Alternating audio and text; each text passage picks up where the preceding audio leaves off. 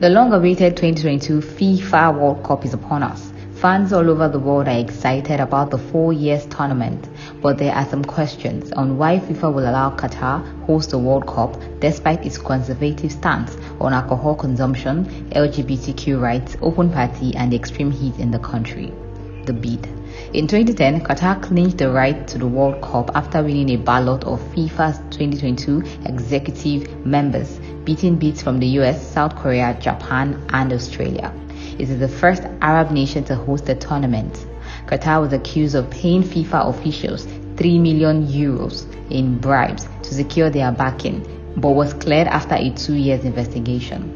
At the time, FIFA's then chairman, Sepp Blatter, supported the bid and has come out to say that the decision was wrong and they shouldn't have awarded them the competition.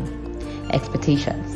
Qatar is home to 2.9 million people in total, but they are expected to welcome 1.5 million visitors from around the world.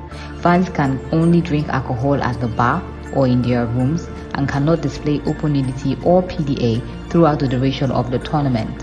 For their accommodation, the country has provided 60,000 rooms in apartments and villas, 50,000 rooms in hotels, 9,000 beds in the game village, and 4,000 rooms on 2 cruise ships. Which country should host the World Cup next?